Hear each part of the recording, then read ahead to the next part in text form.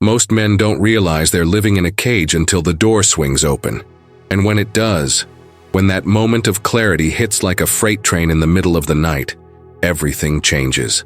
The relationship that once felt like home suddenly feels like a prison. The woman who once seemed like a soulmate now feels like a stranger.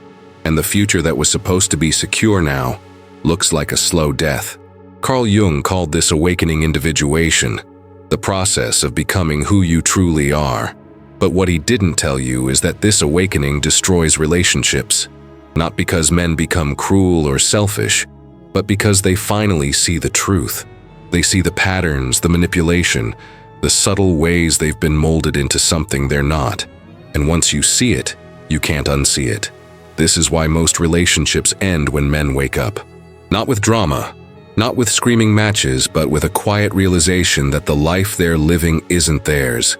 It's someone else's script, someone else's dream, and they've been playing a role for so long, they forgot who they were before the curtain rose. Let me paint you a picture. There's a man, let's call him David.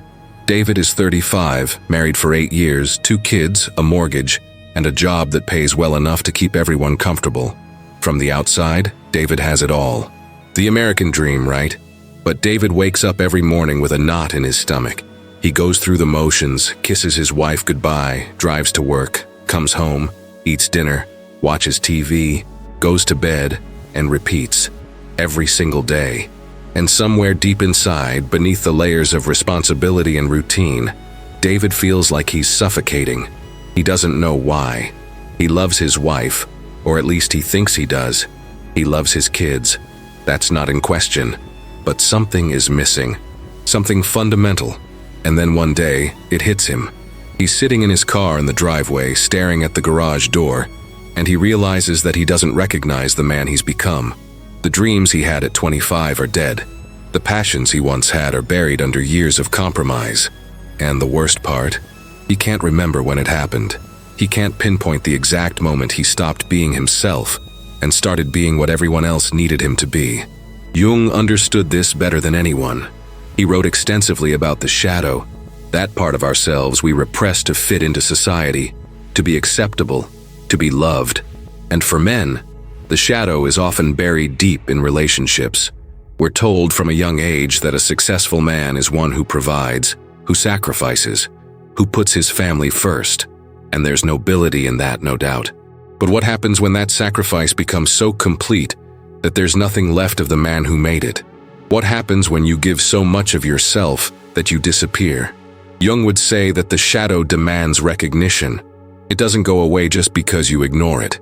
It festers, it grows stronger, and eventually it erupts. And when it does, the relationship can't survive. Not because the man stops caring, but because he finally starts caring about himself. Here's what most people don't understand about this awakening. It's not a midlife crisis. It's not about buying a sports car or chasing younger women. Those are symptoms, not causes. The real awakening is psychological. It's spiritual. It's the moment a man realizes that he's been living in a state of arrested development, stuck in a role that was never truly his. Jung called this the persona, the mask we wear to navigate the social world. And for many men, the persona becomes so dominant that they forget there's anything beneath it. They become the provider, the husband, the father, and they lose touch with the individual who existed before those roles were assigned. And when that individual finally resurfaces, when the shadow breaks through, the relationship becomes unbearable because it was built on the persona, not on the real person. So what does this look like in practice? Let's go back to David. One night after the kids are asleep and his wife is scrolling through her phone on the couch, David says something he's never said before. He tells her he's unhappy, not with her necessarily, but with his life. He tells her he feels lost, that he doesn't know who he is anymore.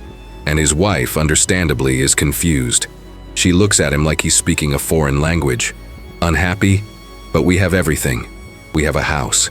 We have kids. We have stability. What more do you want? And that's the moment David realizes that they're speaking two different languages. His wife is speaking the language of security, of comfort, of the life they've built together. But David is speaking the language of the soul, of authenticity. of the deep hunger to be seen and known for who he really is, not just for what he provides. This is where most relationships fracture. Because when a man wakes up, when he starts asking these deeper questions, the woman often interprets it as rejection, and in a way, it is. Not a rejection of her as a person, but a rejection of the role she's cast him in. The problem is, most relationships are built on roles, not on people. We fall in love with what someone does for us, how they make us feel, the stability they provide. But we don't often fall in love with the raw, unfiltered person beneath all of that. And when that person finally emerges, when the mask comes off, it's terrifying. Because it means everything has to be renegotiated. The entire relationship has to be rebuilt on a new foundation, and most people don't have the tools or the courage to do that. Jung believed that true intimacy requires both partners to individuate, to become fully themselves. But here's the brutal truth that nobody wants to hear. Most women don't want a fully individuated man.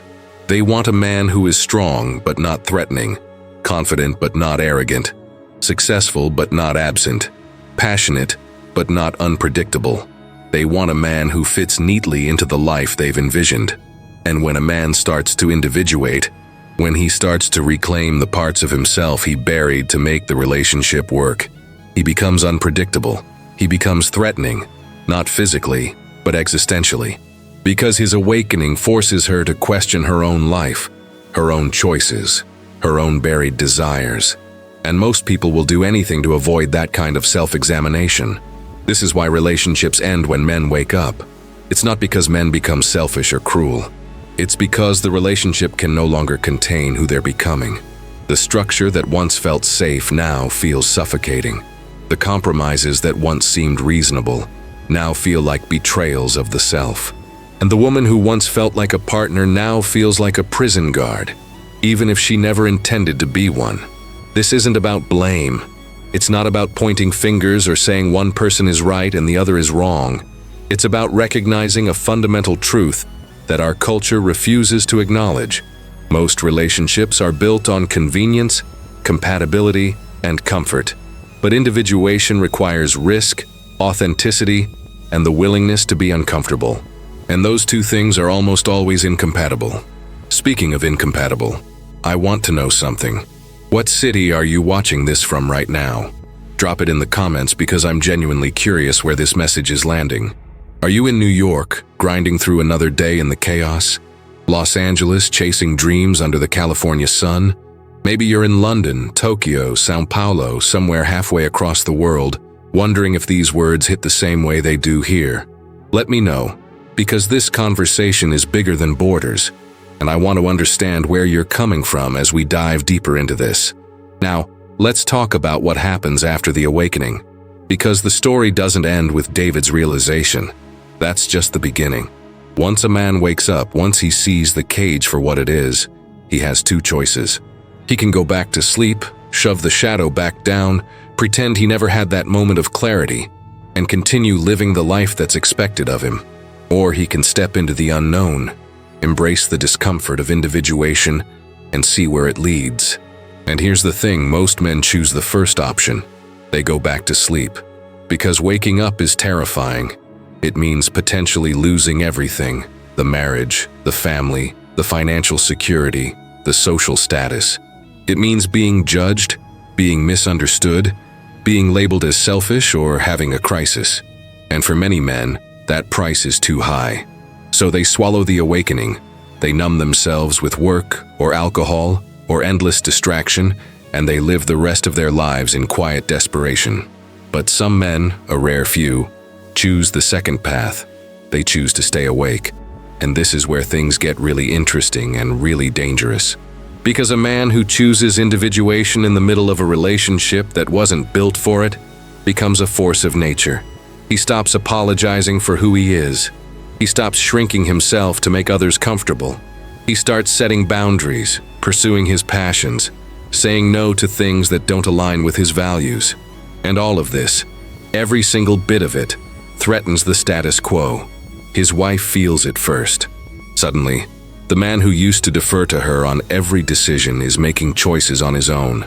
The man who used to prioritize her feelings above everything is now prioritizing his own growth. The man who used to be predictable is now full of surprises, and not always pleasant ones. And this shift, this reclaiming of personal power, is often interpreted as betrayal. Here's where Jung gets really profound. He argued that relationships can only survive individuation if both partners are committed to their own growth. If both people are willing to shed their personas, confront their shadows, and show up as their authentic selves, then the relationship can evolve into something deeper, something real. But if one person wakes up and the other refuses to, the relationship is doomed. Because you can't have intimacy with someone who's asleep. You can have companionship, you can have routine, you can have comfort, but you can't have true connection. And once a man tastes that kind of connection, once he experiences what it feels like to be fully alive and fully himself, he can never go back to the half-life he was living before. Let me tell you about another man. We'll call him Marcus. Marcus woke up at 42. He'd been married for 15 years, and on paper, everything was fine. But Marcus had a nagging feeling that he was wasting his life. He'd always been an artist, but he'd given up painting when he got married because it didn't make money. His wife supported the decision at the time. She wanted stability, security, a predictable income, and Marcus loved her, so he complied. He got a corporate job, climbed the ladder, made good money, and buried his creative soul under spreadsheets and quarterly reports. But at 42, something snapped. He started painting again, late at night after everyone was asleep.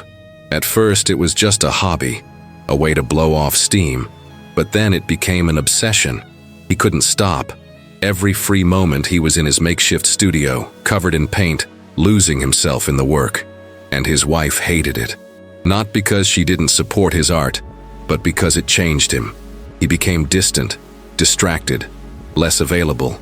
He started questioning everything, his job, his marriage, his entire life. And eventually, Marcus made a choice. He quit his job, moved out, and dedicated himself fully to his art. The marriage didn't survive. His wife couldn't understand why he would throw away everything they'd built for something so uncertain, so risky. And Marcus couldn't explain it in a way that made sense to her. Because the language of the soul doesn't translate well into the language of security. This is the tragedy of the awakened man. He's often forced to choose between his relationships and his soul, and the culture tells him he's selfish for choosing the latter. But Jung would argue the opposite. He'd say that choosing the soul is the only way to live with integrity, that sacrificing your authentic self for the comfort of others is a betrayal of the highest order. Not a betrayal of them, but a betrayal of yourself, and ultimately, a betrayal of life itself. Because when you refuse to become who you're meant to be, when you stay small to make others comfortable, you rob the world of your unique contribution. You rob yourself of the joy and meaning that come from living in alignment with your deepest truth. Now, I need to address something that's probably running through your mind right now. This all sounds great in theory, but what about responsibility? What about the kids? What about the promises you made? And these are valid questions. Jung wasn't advocating for reckless abandon, for throwing away your family and chasing every whim. He was advocating for conscious choice, for the courage to examine your life, to confront the ways you've been living inauthentically, and to make deliberate decisions about how to move forward. Sometimes that means staying in the relationship and working to transform it from within. Sometimes that means leaving. But what it never means is going back to sleep, pretending you never had the awakening, and living the rest of your life in quiet resentment. The problem is, most people equate awakening with selfishness.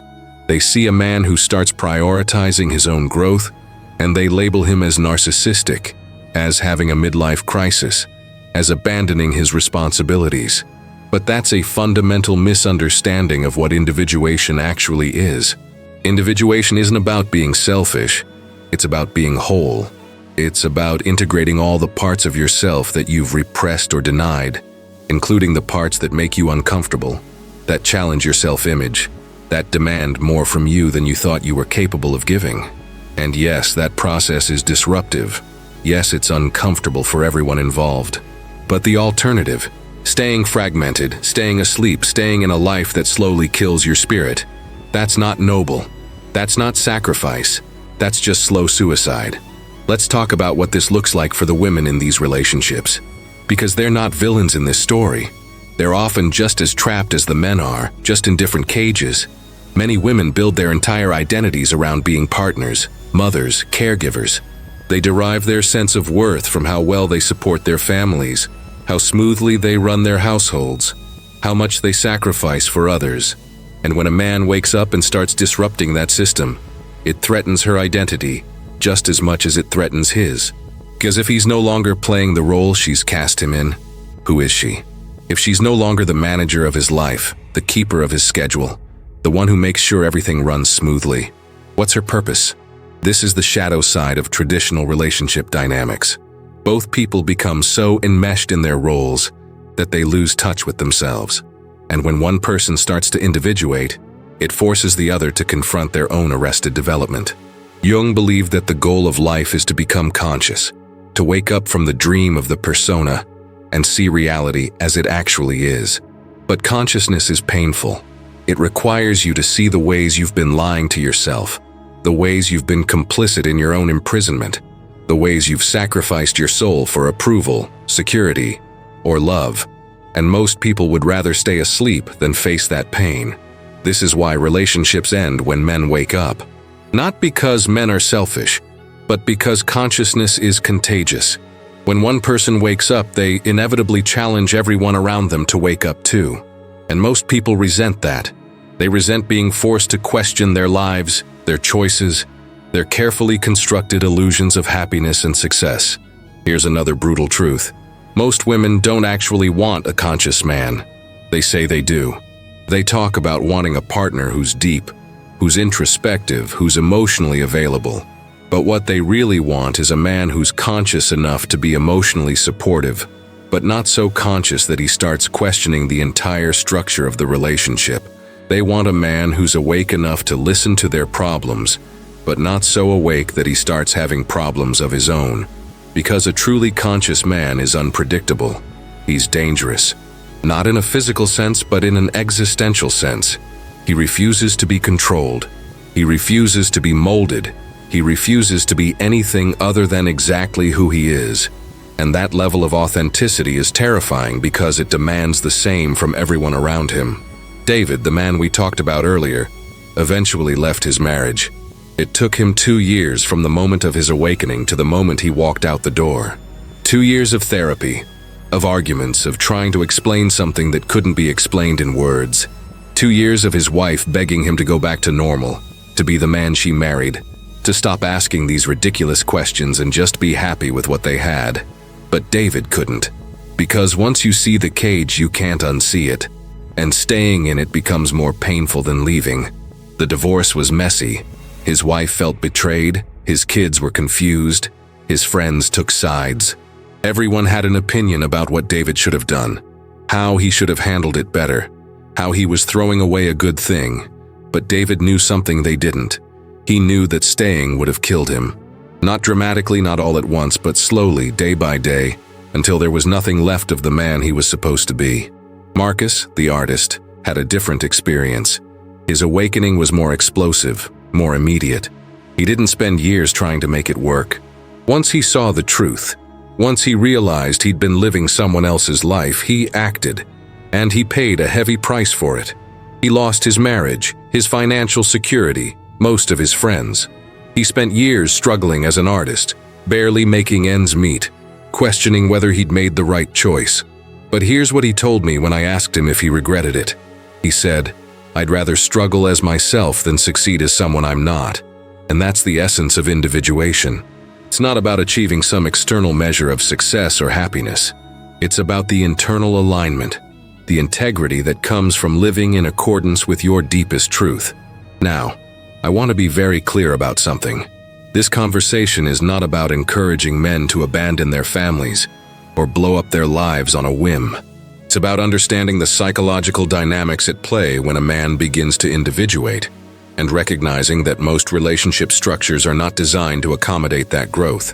The question each man has to answer for himself is this: can my relationship evolve to support my individuation, or will I have to choose between my relationship and my soul? And there's no universal answer to that question. Every situation is different.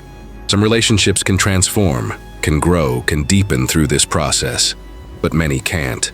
And pretending otherwise, staying in a relationship that's killing your spirit because you're afraid of being judged or because you feel obligated, that's not love.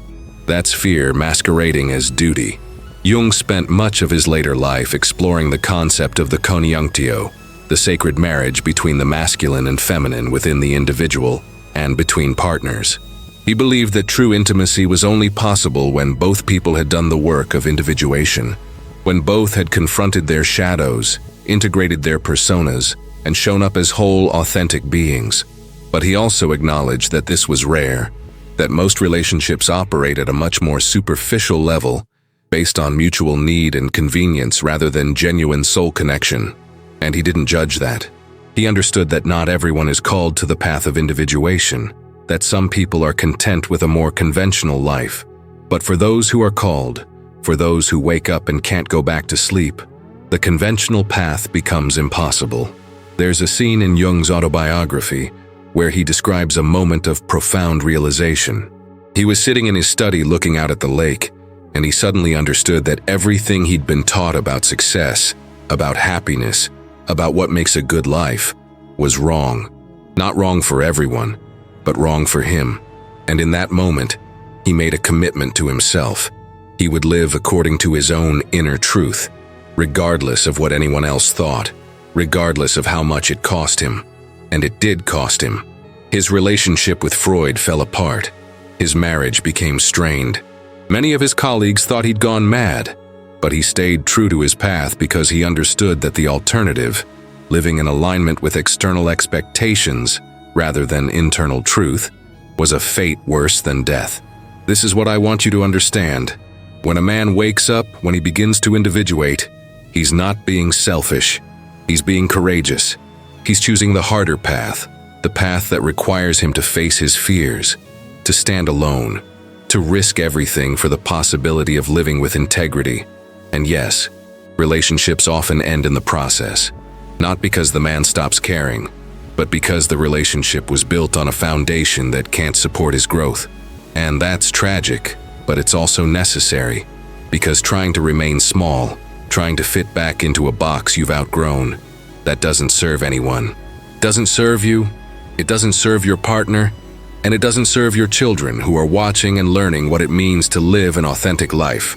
The truth is, most relationships are built on an unspoken contract. I'll be who you need me to be if you'll be who I need you to be. And as long as both people are willing to maintain their personas, as long as neither person wakes up and starts asking deeper questions, the contract holds. But the moment one person steps outside of that contract, the moment one person says, I can't do this anymore, I need to be myself, the entire structure collapses. And that's not a failure. That's evolution. That's growth. That's the painful but necessary process of becoming who you're meant to be. So here's what I want you to do. Take that insight you've gained from this video, that understanding of why relationships end when men wake up, and share it. Right now, drop a comment that says, I choose consciousness over comfort, because that's what this is about. It's about making the conscious choice to live authentically, even when it's hard, even when it costs you, even when everyone around you thinks you're crazy. And when you write those words, you're not just making a statement, you're making a commitment to yourself, a commitment to the path of individuation, to the journey of becoming whole. And once you've done that, hit that subscribe button and smash the like. This channel exists because people like you are hungry for depth, for truth, for conversations that go beyond the surface. Every subscription tells the algorithm that this content matters, that these ideas deserve to reach more people who are searching for answers. You're not just supporting a channel, you're becoming part of a community of individuals who refuse to live unconsciously, who demand more from themselves and from life. Because what we're building here goes far deeper than any single video. The next piece of content I'm preparing will take everything we've discussed today and push it even further into territory that most people are afraid to explore. It's about a truth so fundamental, so uncomfortable, that it changes everything you thought you knew about power, relationships, and what it really means to be free. I can't tell you exactly what it is yet, But I can promise you this. If today's message resonated with you, what's coming next will shake you to your core. Make sure you're here for it.